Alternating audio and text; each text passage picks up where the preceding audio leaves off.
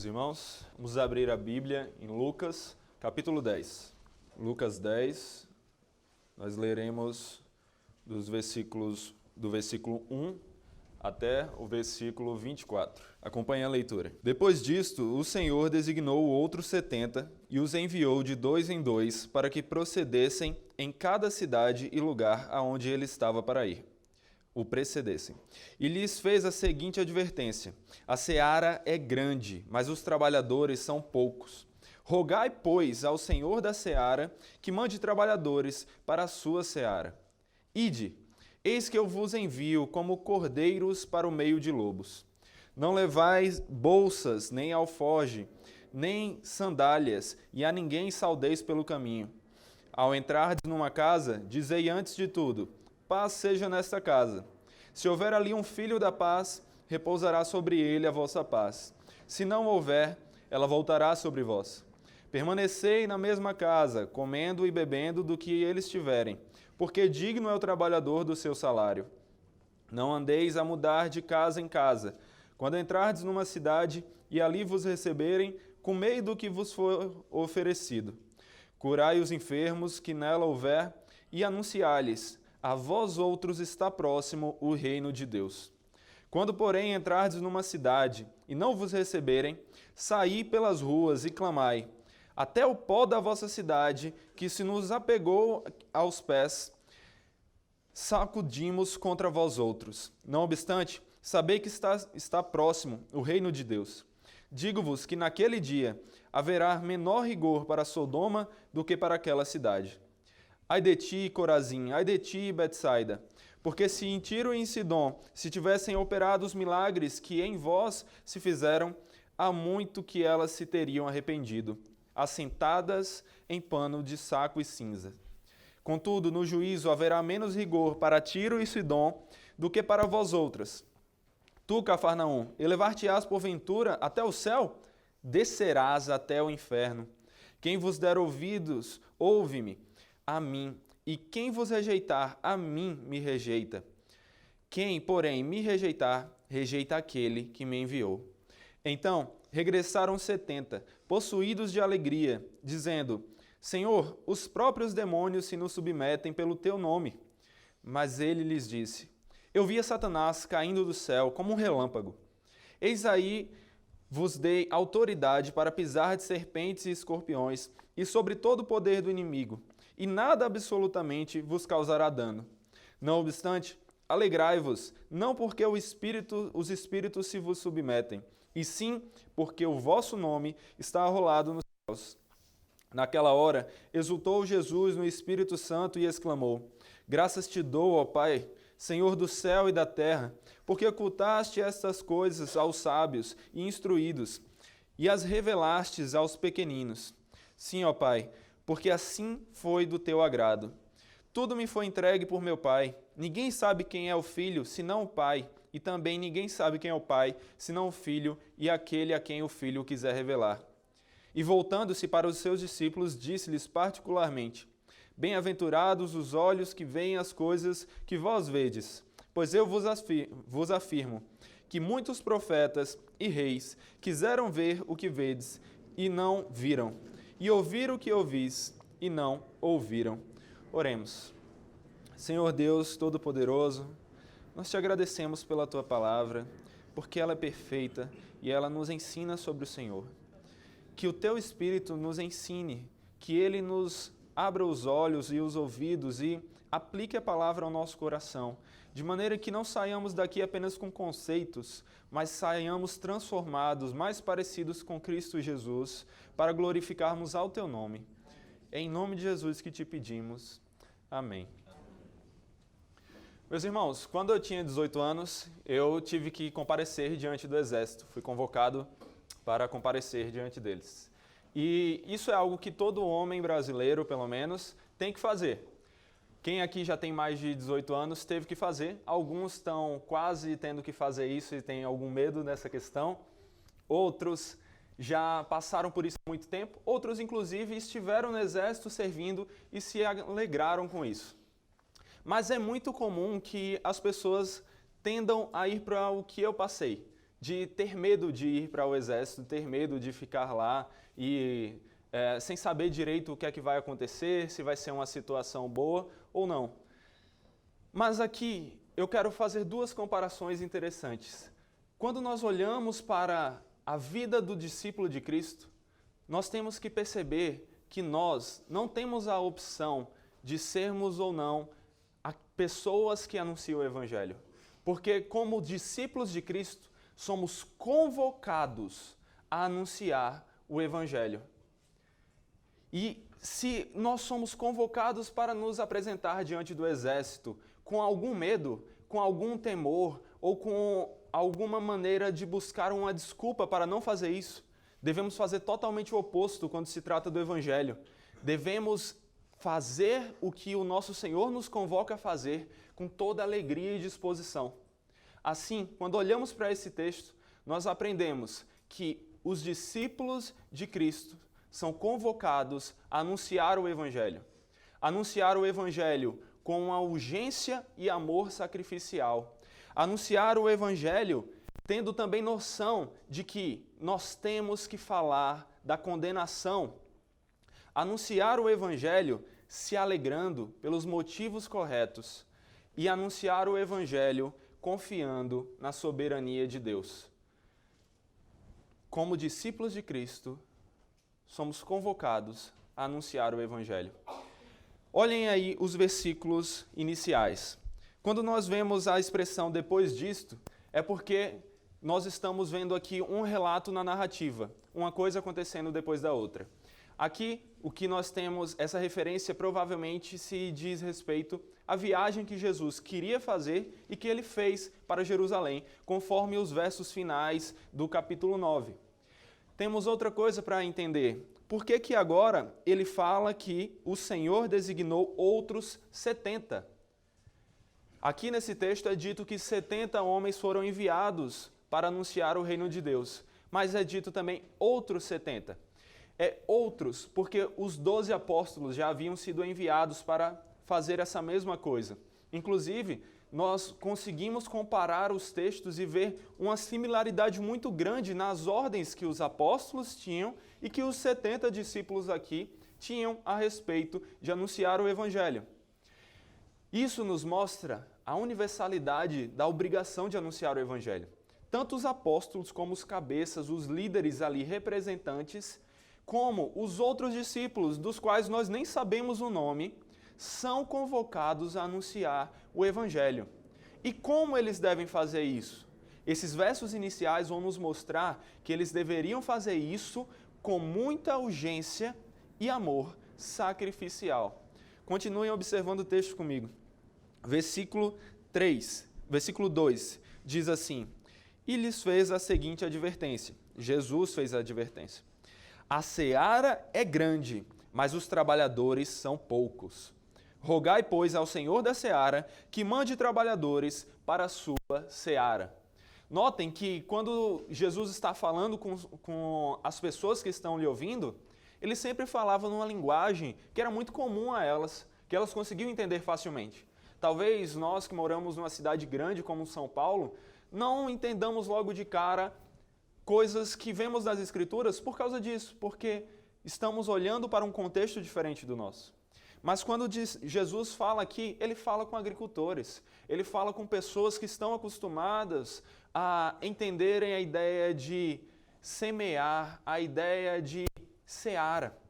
E aqui o que Jesus está falando é que, através dessa linguagem, através dessa ilustração, há muitas pessoas que foram chamadas pelo Senhor desde a eternidade, que estão prontas para anunciar, para ouvir o Evangelho. E nós precisamos anunciar esse Evangelho a essas pessoas. Contudo, são poucos os trabalhadores. E por quê? Por alguns motivos. Primeiro, nós sabemos que os eleitos, aqueles que foram chamados, já são poucos. Porque aprove a Deus fazer isso de acordo com a sua vontade. E ele faz isso para a glória dele. Agora, infelizmente, mesmo alguns que são chamados, que são eleitos e foram regenerados, acabam negligenciando o papel de anunciar o Evangelho. E por isso, Jesus fala aqui: rogai, pois, para que o Senhor da seara mande trabalhadores. Nós temos que anunciar o Evangelho e isso é algo urgente. É isso que Jesus quer deixar claro aqui. Não é algo para depois. É algo que nós devemos buscar fazer e também procurar mais pessoas para fazer e orar ao Senhor, ao nosso Deus, para que Ele envie mais pessoas para a seara, porque o trabalho é grande e nós temos urgência em fazê-lo. No versículo 4 é dito assim, ainda no versículo 3, Ide, eis que eu vos envio como cordeiros para o meio de lobos. Aqui nós vemos a ideia do sacrifício. Jesus está dizendo que esse envio deles, essa obra que os discípulos são chamados a fazer, não é uma obra fácil. Não é alguma coisa que é confortável. Não. E se você se preocupa, eu queria anunciar o Evangelho, mas está quente. Eu queria anunciar o Evangelho, mas eu estou cansado, eu estou sem tempo. Você não está entendendo o chamado que você tem se é um discípulo de Cristo. A convocação que você tem, assim como eu, se você é um discípulo de Cristo. Jesus deixa claro que a obra dele é árdua, mas deve ser feita. Ele diz, se alguém quer seguir-me, negue-se a si mesmo, tome a sua cruz e siga-me. E se você perder a vida com isso, aí é que você vai achar a vida verdadeira. Pois o próprio Cristo é o Senhor, nosso Deus, e Deus é a fonte da vida. E é em Cristo que nós achamos essa vida. Assim, não devemos nos preocupar se está confortável ou não, mas nós devemos obedecer àquele que é nosso dono, que é nosso Senhor, e devemos servir, e devemos estar prontos para ir para um local onde a nossa vida está em risco. Às vezes a gente fala de missões, a gente fala de evangelismo, e a gente pensa que a nossa vida é difícil, que anunciar o Evangelho aqui tem dificuldade. Perseguição na universidade, perseguição no trabalho nós falamos. Mas, gente, por mais que tenhamos sim certo tipo de perseguição nesses locais, se você estivesse num local onde tivesse uma perseguição em relação à sua vida estivesse em risco, como em locais onde há uma predominância de muçulmanos, o que você não daria para estar num ambiente onde a perseguição é somente de pessoas que vão zombar de você se você está pregando o Evangelho e vão dizer que você é um fanático? O que eu quero dizer com isso não é que não há uma perseguição no nosso ambiente. O que eu quero dizer com isso é, acabe com as suas desculpas. Nós não temos desculpas. Pessoas deram as suas vidas por amor a Cristo, porque Cristo deu a vida dele por amor a elas. E nós somos chamados a fazer o mesmo. O texto continua mostrando essa urgência. Ele diz no versículo 4, não leveis bolsa, nem alforje, nem sandálias, e a ninguém saudeis pelo caminho. A ideia aqui é de urgência. A ideia aqui é de você não se preocupar com coisa demais, mas de você se preocupar com o necessário e deixar de desculpa e ir para a obra. E anunciar o Evangelho como você é chamado a fazer. Ou seja, trazendo essa linguagem aqui para o nosso dia a dia, deixe de se preocupar se você está totalmente preparado para anunciar o Evangelho. Você nunca estará. Nós nunca estaremos 100% preparados para anunciar o Evangelho. Isso não nos desculpa de estudarmos a palavra, conhecermos o Senhor, sabermos o que é o Evangelho e anunciá-lo. Isso não nos desculpa se nós falarmos algo que não está correto biblicamente. Mas nós somos chamados a buscar rapidamente, saber o necessário e fazer o que somos convocados a fazer. E o texto segue, ele mostra ainda a ideia de que quando o discípulo está na casa, ele não deve trocar para outra casa. Ele deve permanecer naquela casa que o recebeu. E qual é a ideia aqui? O que isso quer dizer? A ideia aqui é a seguinte, ele não deve ficar muito tempo na cidade. A preocupação não era, você está nessa cidade, depois trocará para outra casa dentro dessa cidade, isso não é legal, isso não é uma coisa boa. Não é isso. A ideia é, você não deve passar muito tempo nessa cidade. Você tem que anunciar o Evangelho rapidamente. Naquele contexto, as cidades eram pequenas. Não eram como São Paulo, não eram como Nova York ou cidades como nós temos hoje em dia. Então, não tinham desculpas para passar muito tempo. Mas trazendo isso para nós não temos por que demorar para anunciar o Evangelho ao maior número de pessoas que estão à nossa volta. Não temos que nos deter demais em um só local, mas temos que nos preocupar em proclamar as boas novas do Salvador para o maior número de pessoas que conseguirmos, porque isso glorifica ao nosso Deus. E o texto segue com essa ênfase. Mas, além dessa urgência e desse amor sacrificial que está disposto a perder sua vida por amor a Deus acima de todas as coisas e ao próximo como a si mesmo, o texto vai mostrar que nós também devemos estar prontos para testificarmos da condenação para todos aqueles que estão sem Cristo. Testificarmos da condenação para todos aqueles que rejeitam o Evangelho. Testificarmos da condenação para todos aqueles que dizem não ao Senhor. E os versos do 10 até o 16 nos mostram isso. Versículo 10 diz: Quando, porém, entrardes numa cidade e não vos receberem, saí pelas ruas e clamai, até o pó da vossa cidade, que se nos pegou aos pés, sacudimos contra vós outros. Não obstante, sabei que está próximo o reino de Deus. No versículo 9, é dito que a mensagem que os discípulos tinham que levar era de que o reino de Deus está próximo, de que o Evangelho está pronto para que as pessoas o recebam e sejam transformadas por ele. Que a obra de Cristo, na época, estava para ser consumada ali na cruz, e no nosso tempo já se consumou. E aqui é repetido que mesmo no momento da condenação, nós temos que lembrar para a pessoa que aquilo que é uma boa notícia para ela, quando ela rejeita, é condenação.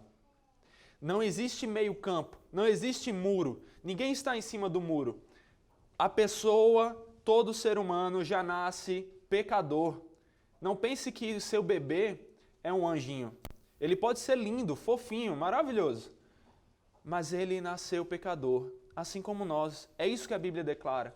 Davi já disse que no ventre da mãe dele, ele já tinha pecado, já era pecador.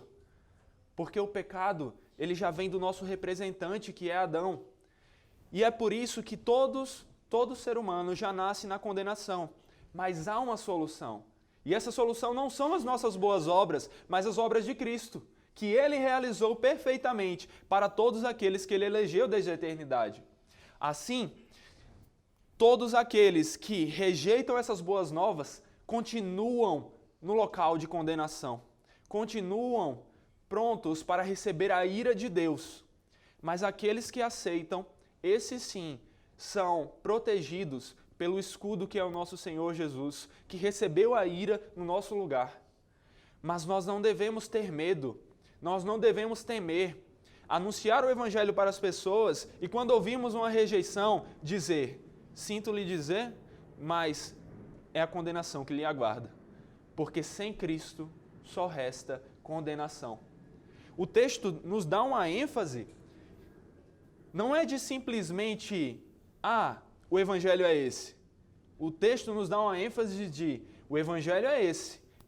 Declare, afirme, em alto e bom som, para toda a cidade ouvir, que aquele que rejeitou você, que rejeitou o Evangelho que você traz, o Senhor desse Evangelho, o Deus desse Evangelho, essa pessoa está condenada.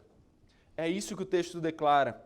Digo-vos naquele dia, haverá menor rigor para Sodoma do que para aquela cidade. Sodoma e Gomorra eram cidades que ficaram reconhecidas como um símbolo de pecado, um símbolo de condenação, cidades que foram destruídas. E aqui Jesus está dizendo, a cidade que rejeitar as boas novas da salvação é tão condenada quanto Sodoma. É mais condenada do que Gomorra. Assim, nós temos que anunciar o Evangelho, mas temos também que entender que nós somos chamados a falar da condenação. Ninguém deve chegar pensando que falar do Evangelho é: tudo bem, como é seu nome? Tal, o meu é esse. Prazer em conhecê-lo, Jesus te ama. Um abraço. Evangelho não é dizer Jesus te ama. Pelo menos não até que a condenação tenha sido anunciada. Todos acham que Jesus os ama. Se você falar isso para alguma pessoa, é capaz dela perguntar: tá bom, qual é a novidade? Todo mundo ouve essa mensagem. É a mensagem que é anunciada em todos os locais. Recentemente comentaram em um vídeo do Evangelho em questão dizendo: isso que vocês estão falando é lei de homens. Não há condenação. Jesus ama a todos. Isso é um universalismo. Isso não é o que a Bíblia prega. O próprio Jesus, que eles falam que é somente amor, foi o que mais falou de inferno. Foi o que mais falou de condenação.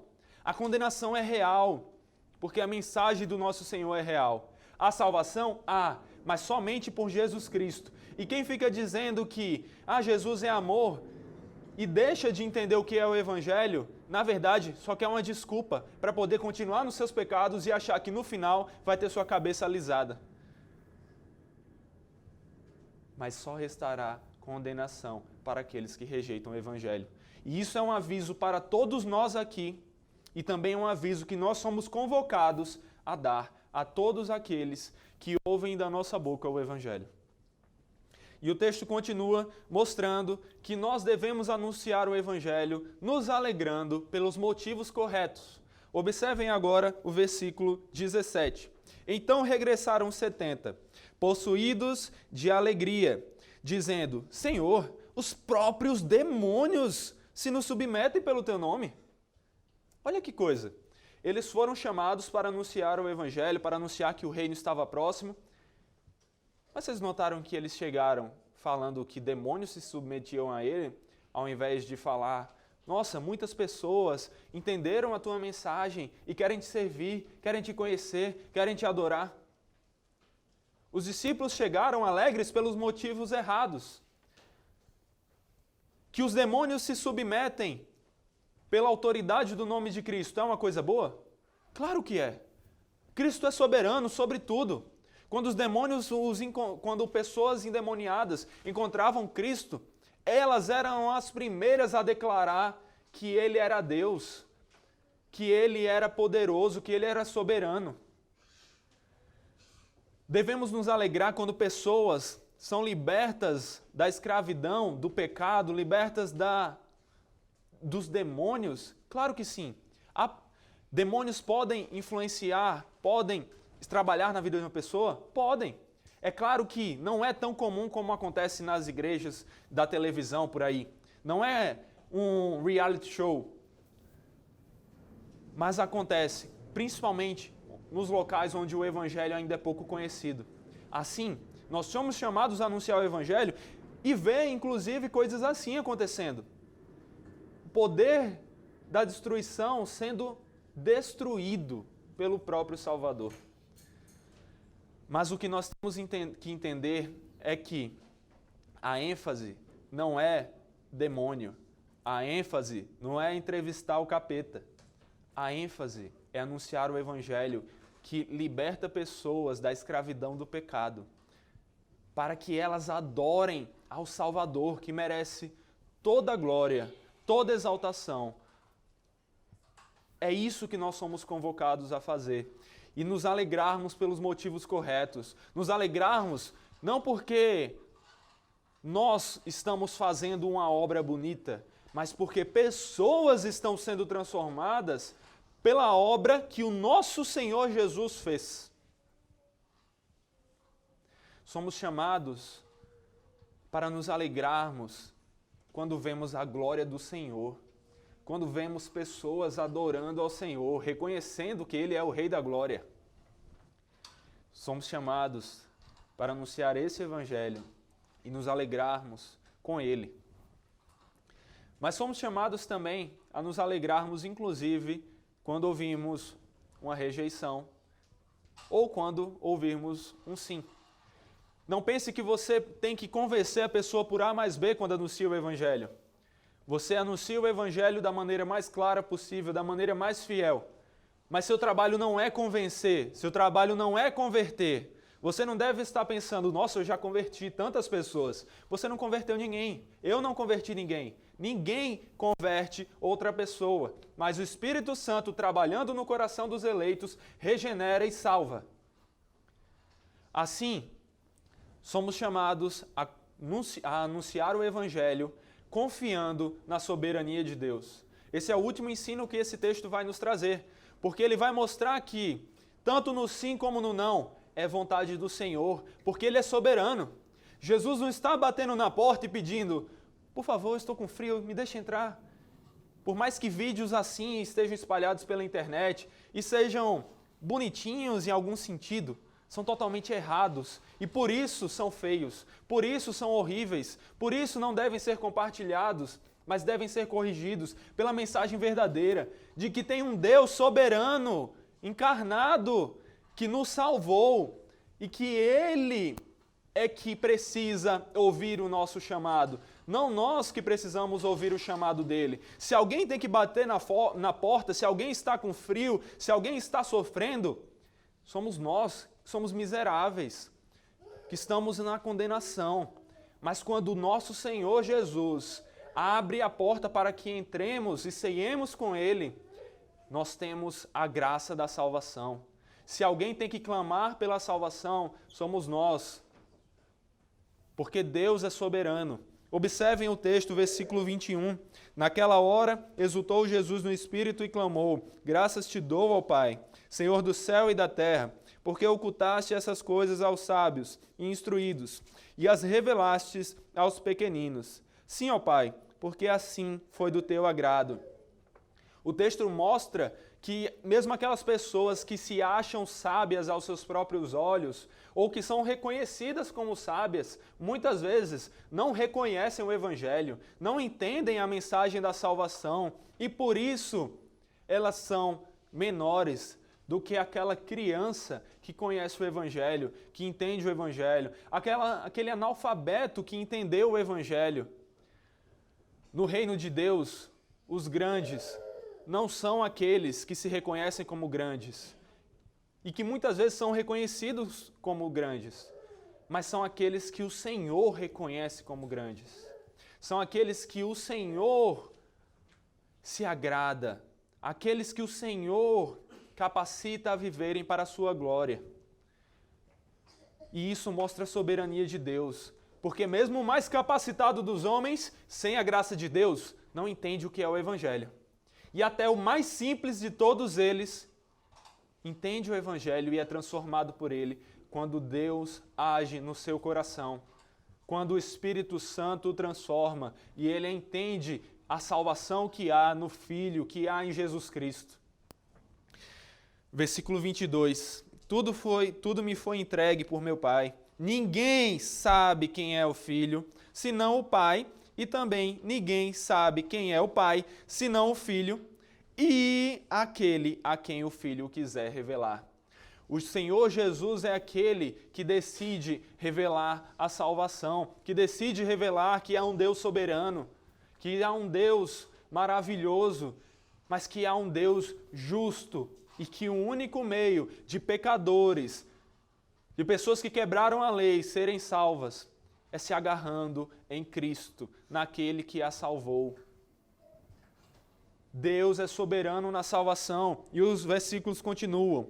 E voltando-se para os seus discípulos, disse-lhe, particularmente, bem-aventurados os olhos que veem as coisas que vós vedes, pois eu vos afirmo que muitos profetas e reis quiseram ver o que vedes e não viram, e ouvir o que ouvis e não ouviram.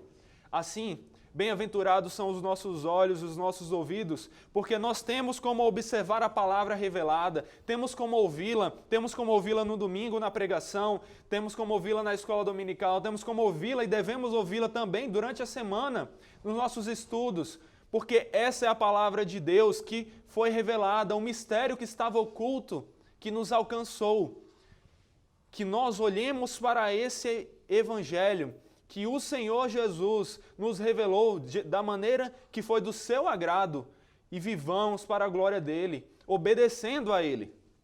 vivendo conforme o que Ele nos manda fazer. E o que Ele nos manda fazer está aqui nas Escrituras.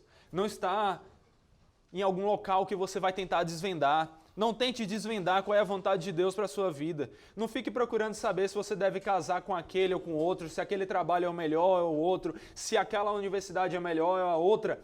Você deve olhar o que é lícito, o que agrada a Deus. Quando você tiver dúvida em relação a esse tipo de coisa, procure saber como você pode agradar mais a Deus, como você pode edificar mais pessoas, como você pode ser mais transformado à imagem e semelhança de Jesus Cristo.